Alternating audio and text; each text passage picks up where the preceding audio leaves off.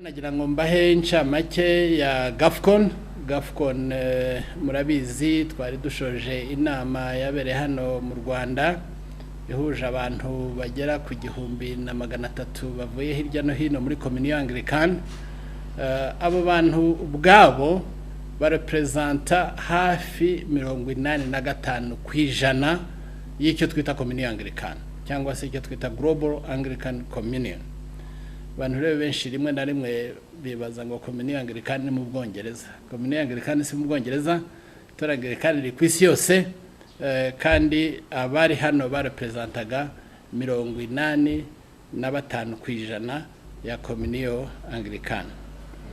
Icyo rero twita Kafukoni ni muvoma mu by'ukuri ishaka kandi haranira kugarura ijambo ry'Imana mu itorero hagati, cyangwa se ishaka kuvuga ubutumwa no kwamamaza Kristo nk'umukiza. Kafukoni ya mbere rero yabaye muri 2008 ibera i Jerusalem. Kafukoni ya kabiri yabereye i Nairobi muri Kenya. Kafukoni ya gatatu yongeye kubera Jerusalem. Kafukoni rero iba buri myaka 5.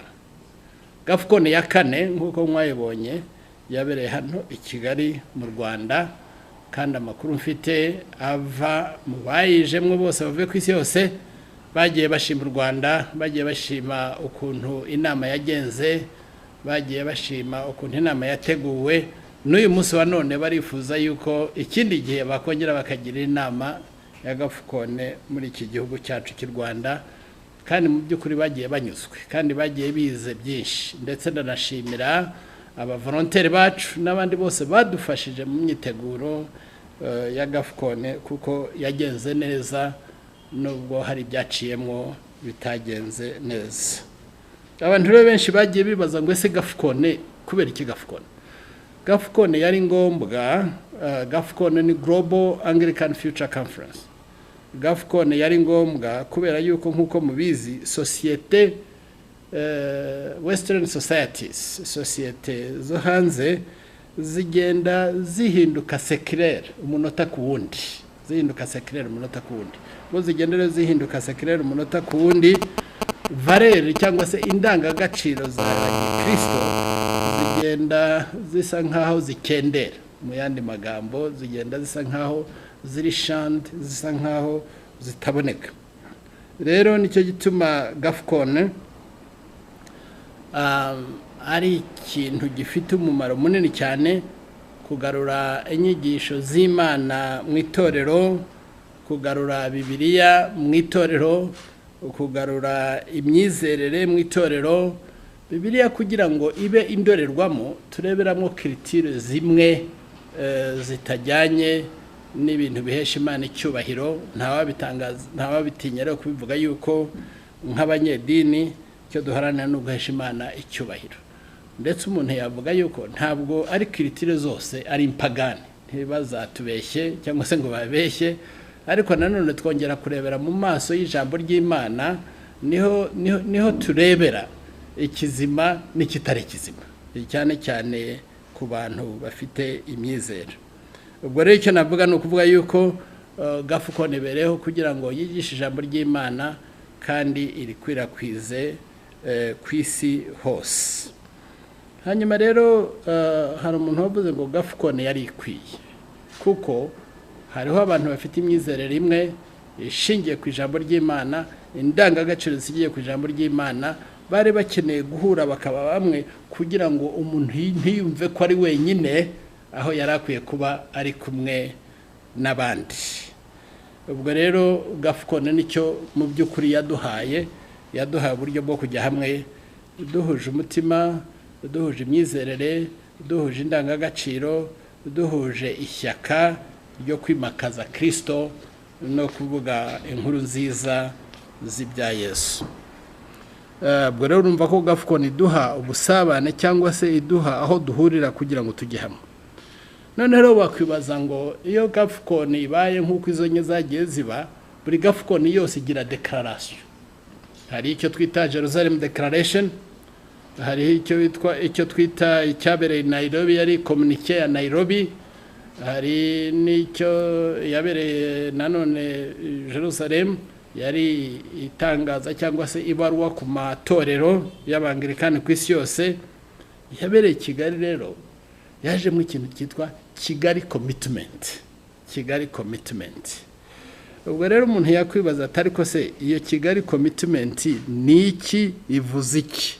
Harimo ibintu bike birimo by'ingenzi nifuza yuko itorero Anglican ry'u Rwanda ryamenya, nifuza yuko n'abandi ku isi yose bamenya, nifuza yuko namwe ubwanyu mwamenya. Kimwe cyo no ku iyo nama yantoye kuba umukuru w'inama ya Kafukoni cyangwa se chairman wa Kafukoni. Chairman wa Kafukoni rero aza buri myaka 5. Ubwo ni ukuvuga ko mfite manda y'imyaka 5. Ubushize rero yari umunyamerika witwaga Folly Beach, mbere ye hari umunigeria witwaga Oko, mbere ye hari umunyakenya witwaga Wabukala, Archbishop Wabukala. Ubwo rero n'abandi bari imbere yabo, Peter Akinora mu Nigeria. Ubwo rero muri uyu mwanya ni jewe chairman wa Kafukoni ku isi yose. Bivuga iki rero? Bivuga ngo hari icyo twita primate council cyangwa se inama nkuru y'abepiskopi bakuru. Iyo nama nkuru rero y'abepiskopi bakuru bo muri Anglikani ba representa 85% ku isi. Niyo rero iyo nama iri hamwe ari nayo yantoye kuba umukuru wayo muri iki gihe cy'imyaka 5 iri imbere. Ibyavuye rero muri Kigali commitment cyangwa se ibyo tubona muri Kigali commitment ni iki? Kimwe ni ukongera kwimikaza ijambo ry'Imana no kumenya yuko ijambo ry'Imana ariho duhagaze, ari ryo tuyobora, ari ryo duha imyitwarire n'uburyo dukwiye kwifata. Ubwo rero Kafukoni yabereye Kigali yongeye kugira affirmation, yongeye kwafirma autorité de la Bible cyangwa se icyo nakwita authority of scripture. Icyo ni gikuru cyane rero, kwemeza ko ijambo ry'Imana ari ijambo ry'Imana koko kandi rifite ari ryo rituyobora, ari ryo ritugenga, ari ryo tugenderaho. Ikindi cya kabiri cyavuye muri iyo commitment cyangwa se muri Kigali commitment nuko mu by'ukuri habaye icyo twita no confidence vote. Bivuga iki rero? Bivuga yuko Archbishop w'i Canterbury ntabwo tukimubona nk'uko twamubonaga, nta nubwo ubu ngubu icyo avuga tukemera, nta nubwo tugishyigikira, nta nubwo tukimubona nk'umwe mu bangana, icyo twita one among equals. Ni ukuvuga rero ngo kubera imyitwarire, kubera imyifatire ye, kubera kuyobora inama ziha rugari abatemera ijambo ry'Imana, tubona ko adakwiye katagikwiriye cyangwa se ko atari fit kutuyobora, cyane cyane abahagaze ku ijambo ry'Imana kandi tugomba kuryigisha nk'uko riri kandi nk'uko ryemerwa. We rero agira ati let us walk together. Nta babiri bagenda n'abatemeranywa cyangwa se batari equally yoked. Ibyo rero bya walk together nk'uko bivuga ntabwo tubyemera. Ahubwo commitment ya Kigali imuhamagarira kwihana, ndetse n'abandi bemera nkawe kwihana bakagaruka mu nzira, bagahagarara ku ijambo ry'Imana kandi bakubahisha ijambo ry'Imana. Binavuga yuko muri iyo nama tuvuga ngo ngira ngo hari hakwiye iyindi communion Anglican cyangwa se global communion, Anglican communion. Ubu rero twebwe tumubona nka Archbishop w'Abongereza, ntitukimubona nka Archbishop w'itorero Anglican ku isi yose. Ntabwo ariko bimeze, nta nubwo ari papa. Ngira ngo ibyo ngibyo murabizi. Itorero Anglican ry'u Rwanda ryo twabivuze kuva kera, twabitangiye kuva kera, ndetse tunaranahindura tuvuga ngo turi itorero Anglican ry'u Rwanda, ntabwo ari itorero Anglican mu Rwanda. Aho harimo une très grande différence.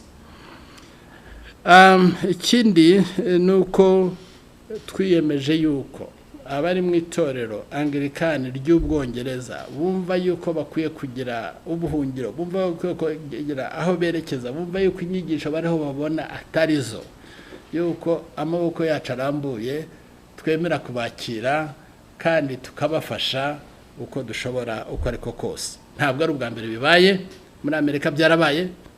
Itorero Episcopal Church of America rijya mu bintu by'ubuyobe, rijya mu nyigisho zitarizo, rijya mu buyobozi budakwiriye itorero. Icyo gihe nabyo nabo nanone bahungiye iwacu mu Rwanda. Tugira amatorero atari makeya. Uyu munsi dufite icyo twita ACN, Anglican Church in North America.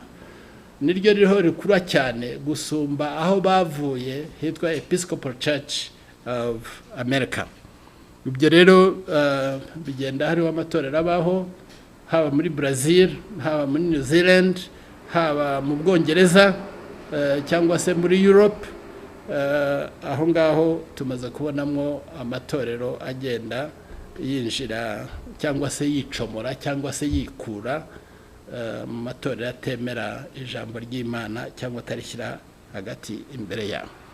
Ariko icyo twizeye nanone nuko abo ngabo basa nkaho bayobejwe, twiteguye kubakorera lo pastoral, twiteguye kubaha umwanya bakaza bakadusanga naho tukabaha care ijyanye nuko ijambo ry'Imana rivuga. Ikindi rero wavuga utese kuki Kigali commitment ari strong cyangwa se ari important. Kigali commitment ni important kubera yuko yahakanye ubuyobozi bwa Archbishop wa Canterbury, Justin Welby. It rejects the authority of Canterbury. It rejects the authority of Canterbury. And we say a new era has come and it needs to be launched. It provides with us a home we can be proud of. Nicyo Kafukoni koma ivuga niyo commitment ivuga.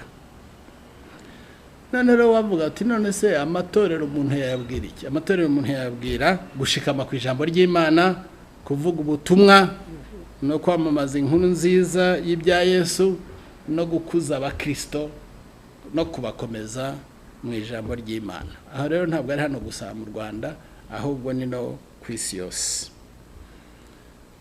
Mbese muri imyaka 5 tubona priorite ari zihe za Kafukoni. Priorite za Kafukoni kimwe no gukomeza abakristo, decade of evangelism and discipleship, kuvuga ubutumwa no gukomeza abakristo. Icya kabiri no gutegura abayobozi bejo itorero, gutegura cyangwa se equipping leaders cyangwa se equipping the next generation of leaders. Ese icya gatatu ni iki? Icya gatatu no kwita ku rubyiruko n'abana. Icya kane kikaba uruhare rw'abadamu mu iterambere ry'itorero, mu myigishirize y'itorero, mu ndangagaciro z'itorero no muri societe ubwayo. Gushyigikira rero umuryango. Ikindi nuko dukwiye kwita ku bakeneye ubufasha, kwita ku bakene cyangwa icyo twakwita mercy ministry. No kuvuga gufasha, no kuvuga itabara, no kuvuga kwita ku bakeneye ubufasha ubwo aribwo bwose. Ikindi no kugerageza kwigisha abepiskopi, abasenyeri b'Abanglikani, atarabo mu Rwanda gusa ahubwo arabo ku isi yose. So bishop's training is crucial. Kera yabereye mu Bwongereza cyangwa se kabera n'ahandi, ariko twashinze icyo twita BTI, Bishop's Training Institute. Yamaze igihe iri headquarters muri Kenya, hanyuma iza kujya muri Nigeria. Ubwo tuzareba hizajya mu bihe biri imbere, ariko tugomba kubigisha. Ikindi nuko tugomba gusurana, kugenderanira, kwigiranira naho province y'u Rwanda cyangwa se itorero Anglikani ry'u Rwanda rigasura Kenya, cyangwa se irya Kenya rigasura Uganda, cyangwa se irya Uganda rigasura ry'u Rwanda, kugira ngo cyangwa se Brazil, cyangwa se New Zealand, cyangwa se Sydney Australia, cyangwa se muri Europe, kuri abo ngabo dufatanije kugira ngo turushirizeho kwigiranira naho, kugira ngo turushirizeho guteranira iryo shyaka ryo gukomeza ivuga butumwa no kwigisha ijambo ry'Imana. Ubwo rero ngira ngo byumvikane yuko nzagira ingendo za hafi n'iza kure, kandi n'abandi nabo bazagira ingendo ziza hano iwacu, ndetse tuzagira n'ingendo ku bacu bajya kwiga no gukomeza. Byumvikane rero nongere nshyigikire, rimwe na rimwe basosiye Eglise Anglikani n'ubutinganyi ntaho bihuriye. Eglise Anglikani ihagaze ku ijambo ry'Imana, ikinyuranije n'ijambo ry'Imana cy'icyaha turakirwanya, byaba ubusambanyi, byaba ubutinganyi, byaba kwiga, byaba corruption, icyo cyose turakirwanya. Ntabwo tugiha intebe, ntabwo tugishyikira, ntabwo tugishyiraho ngaho.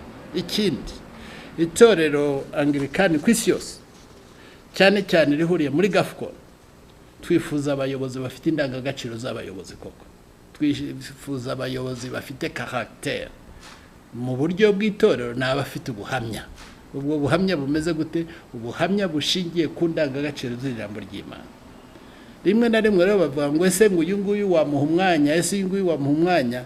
Nanjye ubwanjye nk'umunyetorero hari ibyo babanza kureba bakabona ko bikwije, bakabona ko nkwiye kuba umuyobozi. Ubu rero naza uwo ari we wese, aho yava ari hose, adafite ibimuranga cyangwa se adakwije iby'itorero risabwa, ntashobora guhabwa ubuyobozi bw'itorero cyangwa se ngo ashobore guhabwa kwigisha inyigisho z'itorero, keretse iyo atannye cyangwa se akihisha. Yewe no muri korali, ari muri korali mu itorero Anglikani tuvuga ngo yuko nujya muri korali akwiye kuba yarabatijwe, akwiye kuba yarakomejwe, akwiye kuba afite ubuhamya bumugaragariza koko ko ari umuntu w'Imana. Ibyo rero ni ikintu tugomba gukomeraho. Byongeye ntabwo twavuga yuko abantu batabigenewe bagomba kujya mu buyobozi bw'itorero. Naho ngaho ibintu byagiye bidoba, kuko muri izo western societies zagiye zemera zishyira abantu cyangwa badakijijwe cyangwa badafite indangagaciro za gikristo cyangwa batemera Imana, bakabashyira mu buyobozi bw'itorero. Babashyira mu buyobozi bw'itorero rero bagatangira inyigisho z'ubuyobozi. Ibyo rero ni bimwe mu byo tugomba kurinda. Noneho rero wambaza kugira ngo mbyivugire hakiri kare, itorero Anglikani ry'u Rwanda ryemera ubutinganyi ntiribwemera. Twemera ko ubutinganyi ari icyaha. Twemera ko ubutinganyi ari icyaha. Ntabwo rero tuzabwimakaza, ntabwo tuzabuha intebe, nta nubwo tuzashuka abana bacu ngo nibajye muri ibyo ngibyo, oya. Ahubwo tuzabigisha ijambo ry'Imana, n'utarakizwa akizwe. Ese tuzakumira abantu mu itorero ngo ntibashobora kuza mu itorero? Oya, ntawe tuzakumira mu itorero, kuko itorero ni ry'abanyabyaha bakijijwe n'ubuntu bw'Imana. Uzaza tuzamwakira, tumubwire ijambo ry'Imana, ukizwa akizwe, udakirijwe ibyo n'ibye hagati ye n'Imana. Ariko rero noneho ntabwo yavuga ngo twishe indangagaciro ngo z'umuntu. Oya, umuntu wese afite rugari. Itorero ni rya twese, itorero turizamo twese. Icyo twifuza ni uko umuntu aza kumva ubutumwa bwiza agakizwa. Nicyo gituma Kafukoni ishaka to proclaim the good news of Jesus Christ, proclaim the gospel to the nations. Nta soni, nta pfunwe, tukigisha ijambo ry'Imana. Porogaramu zihariye zo kurwanya icyo kintu ni ukwigisha ijambo ry'Imana. Nicyo gituma turi muri Kafukoni. Twigisha ijambo ry'Imana kugira ngo abanyabyaha bakizwe. Twigisha ijambo ry'Imana kugira ngo basobanukirwe inzira bakwiye kugendamo. Twigisha ijambo ry'Imana kugira ngo bave mu byaha baze mu nzira y'agakiza. Ntabwo rero ari abo ngabo gusa, n'undi wese uri mu bintu bitamukwiriye, uri mu bintu bitari byo.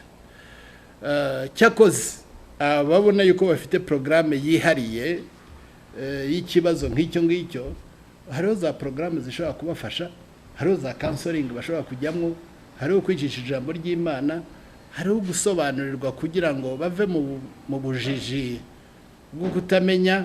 Iyo mvuga ubujiji bwo kutamenya, ni ukutamenya ijambo ry'Imana rivuga, ni ukutamenya icyo Imana ibashakaho, kuko birashoboka ko atabazi icyo Imana imushakaho. Biranashoboka yuko yakwigishwa akabona ko icyo kintu ari icyaha akakivamo, kandi hari benshi bamaze kubivamo. First of all, let me say that there is no procedure for reintegration. There is only procedure of repentance and coming to the Lord and to the saving knowledge of Jesus Christ. That's number one. Number two, it's about the Archbishop of Canterbury, where it is shameful for any leader who is a church leader to chair and lead a meeting that will mislead people move them from the biblical teaching, which he vowed to uphold, and then lead them astray. So when you are teaching people and chairing a meeting that allows people to move away from the scripture, to embrace same-sex union or marriage, which is against the teaching of the scripture, you have forfeited your authority to lead. And so that's why he's saying he needs to repent if he wants to lead the church. Now, if he repents and comes along, that's wonderful. But I think he has gone too far. Now, am I saying he cannot repent? No, he can repent. But if I was to chair a meeting of the church, take them away from the belief, the fundamental belief of the scripture, and lead them astray, I've gone too far. And I believe he has gone too far. Okay. How will they, for example, get the sacraments? How would that work? Okay, first of all, there is no Church of Canterbury. There is the Church of England. And the Church of England is, any church is not a building, it's people. So if someone says, I'm in a wrong place, I'm getting wrong teaching, let me move out and come and follow this teaching. We can guide them to where they can get proper biblical teaching. If he's a pastor and he says, you know, I don't belong here anymore, I don't believe what they believe anymore, we are not together, I need to be part of a church that believes in the scripture, we can guide that person and point a finger to where he can go and be a member of a church or be a member of the diocese. Now, what I'm saying also is that there are people who decide, as a church, let's say Kibagabaga, for example, as a church, we are moving away from this institution that doesn't believe the scripture anymore. We need a new home. We can provide them a new home. And that new home may be that we create a structure under which they come under. So it may be a church that says, I need a new home. And we can say, need a new home. Here is a bishop who has a diocese, and his diocese is a Bible-believing diocese, and they can move into that diocese. It can also be, just not too long ago, we consecrated 3 bishops in Hull, in the UK. Those were pastors that had been ordained in the Church of England, but they realized we can't function there anymore because of the belief. So we consecrated them to be bishops, 3 of them in Hull. I was there for the consecration.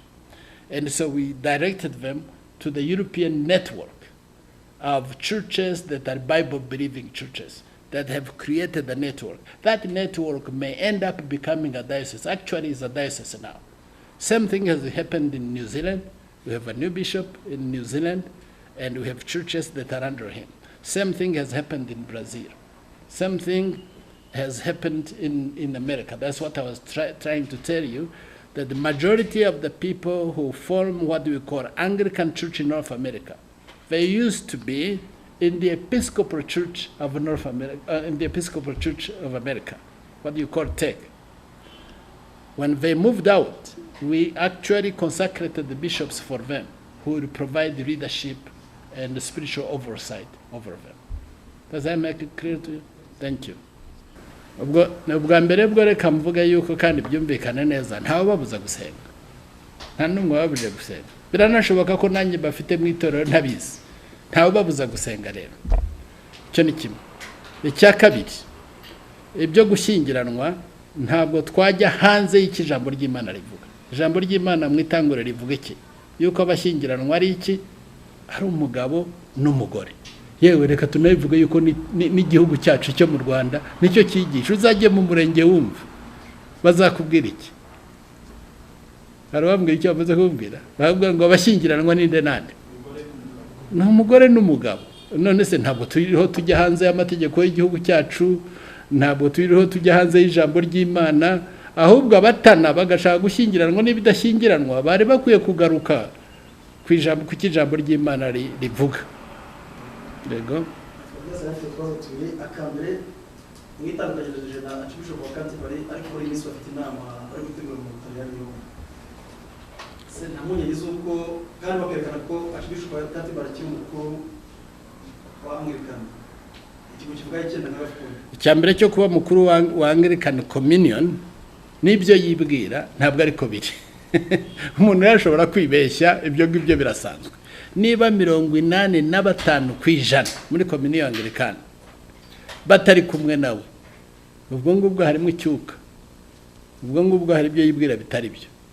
Noneho rero ashobora kuvuga ati mpamagaye inama mu izabera i Roma mu kwezi kwa umwaka utaha, ndakeka ndibaza ko ari mu kwezi kwa gatanu. Hariho abazagenda hatora n'abatazagenda. Ikigaragara cyo muri Kigali commitment nuko benshi bavuze bati ntabwo tukikwemera. Ubwo rashobora kubahamagara, icyo nakubwira cyo nuko ntazagenda, kuko hari inama nyinshi cyane kuva n'abarchevêque amaze guhamagara sindajya muri imwe muri izo ngizo, nta nimwe ndajyamo, na mbere yaho nkiri bishop nta nimwe nari bwajyamo. Icya kabiri, igihugu cy'u Rwanda batuye itegeko risa nkaho yabaye umutinganyi na Church of Rwanda. Mu Rwanda kuba tubona leta ntayihagaze n'umufite wo muhagaze ikintu kivuga iki cyarakora mu isi ishize twabuye kuri za ambassadeurs n'abaza muri leta y'abatinganyi bagaragaza uburenganzira bwabo. Njyana mu ijambo ry'Imana, ureke kunjyana muri Uganda no kunjyana hirya no hino. Mu ijambo ry'Imana ndaze ijambo ry'Imana rivuga iki, ijambo ry'Imana rivuga yuko ni umugabo n'umugore. Ikindi ijambo ry'Imana rivuga yuko ubutinganyi ni icyaha. Ikindi ntabwo nibaza yuko ndiho mvugira leta cyangwa se nkavugira Church of Uganda, ndiho ndavugira itorero kandi ndavugira Kafukoni. Iyo mvugira Kafukoni rero mvuga yuko twizera iki ijambo ry'Imana ryigisha, abari hanze yabyo ibyo ni ibyabo. Ibyo kuvuga ngo guhonyera uburenganzira bwa muntu, none se bo bemerewe guhonyera ubwanjye? Cyari ikibazo nabazaga, n'ugishobora kinsubiza.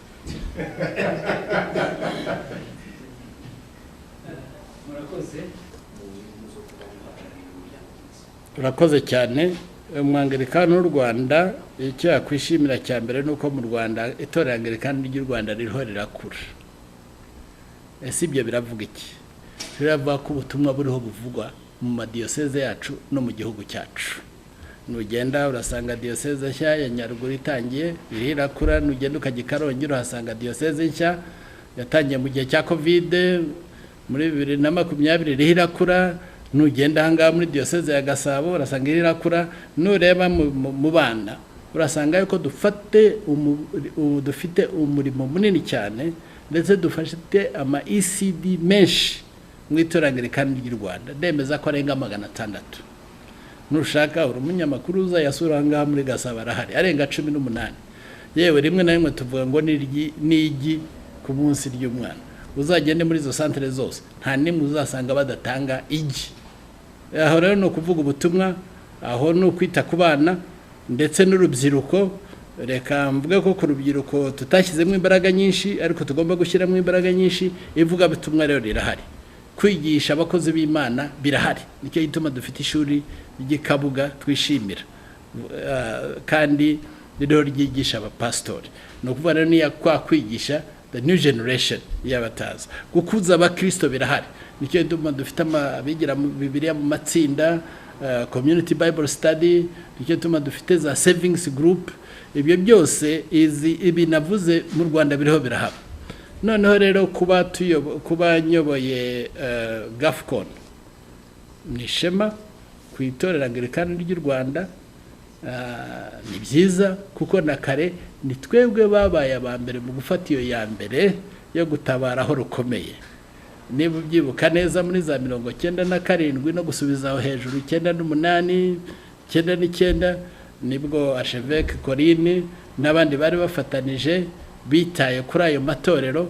Rero turacyakomeza wa murongo n'ubundi twagendemo. Ntabwo ari ibyubu, ntabwo ari ibyejo bundi. N'abambanjirije nabo bageze aho bahagaze ku byerekeye by'ubuyobozi bw'itorero, ndetse no kwigisha ijambo ry'Imana no kurwanya inyigisho z'ubuyobe. Ikindi wibuke ko mu Rwanda ari icyo twita East Africa Revival cyatangiriye. Jewe nemera ko niyo revival ikiriho kandi gikomeza, kuko ntiturateshuka ku ijambo ry'Imana. Nasenge kandi nasabe ngo ntituzatesheke ku ijambo ryayo, kuko umunsi twateshutse ku ijambo ryayo tuzamera nkaho ngaho nyine nk'uko ngaho biriho n'ahandi. Rero dukomere ku ijambo ry'Imana, twigishe ijambo ry'Imana, tuvuge ubutumwa, dukomeze abakristo, ahubwo tuvungurire no ku bandi. Uko kuvungurira no ku bandi rero uburyo bumwe n'ubu ngubu ni uguprovidinga cyangwa se ni uguprovidinga spiritual leadership to other churches cyangwa se within the Anglican communion. Ibyo ngibyo rero biriho biraba. Ikindi abantu ntibitiranye ngo bavuye ngo twavuye muri communion Anglicane. Oya, abavuye muri communion Anglicane nabateshutse ku nshingano z'iki jambo ry'Imana ryigisha no kucyazanye communion Anglicane kubaho. Ntabwo rero ari abashyigikiye ibyatumye communion Anglicane ibaho by'ijambo ry'Imana, ahubwo nabaritaye bagateshuka bakiruka. Nibo babo ngabo rero duhamagara ngo nibihane. Nibashaka gufata yabo nzira barayifata, umurongo tugenderamwo turabuzi kandi ntituzavamo, ahubwo tuzakomeza dusenga ngo Imana idufashe kwitwara nk'uko ijambo ry'Imana rivuga. Ntubyumve nabi ngo mvuge ngo ntabwo twanga umuntu wadutera inkunga. Bazabaho, bariho, ariko tuzajonjora, tuzarya ibirika ibitarika tubicire, nta nubwo tuzareka bigera mu kanwa ahubwo. Abakeka ko ibintu by'ubutindi bifite amafaranga n'imbaraga nyinshi cyane n'ubanga nabyo bikomeye cyane. Birashoboka ko amafaranga yaba ahari kandi arahari, ntabwo ari ugukekeranya, ariko ayo mafaranga bayagumane bayajyane n'ahandi babona akwiye kujya, ntayo dushaka mu itorero, kuko nadutesha umurongo. Ikintu icyo ari cyo cyose rero kigutesha umurongo, uzihangane ukagira Imana we, upfire igabo, upfire ishema, ntuzemere ese nabyita ngo iki, guhemuka. Ibyo rero byo kuvuga ngo mpemuke ndamuke ntabwo birimo mu itorero triste. Imana yibona mu mutima. Ntabwo rero nibaza yuko arangwa tukwiye kugira amafaranga se yaratari. Kafukoni ifite manda yayo imyaka 5, itorero Anglikani ifite manda yaryo, nzarangiza muri 2026 mu kwezi kwa 10 itariki 25 saa 6 z'ijoro. Ubwo nibabona ko ntabazaba nkwiye kuyobora Kafukoni kubera ko narangije, bashobora kuvuga baticara, ariko abantu bayobora Kafukoni baba bari mu itorero bataba bari mu itorero, mu buyobozi bw'itorero cyangwa atari mu buyobozi bw'itorero.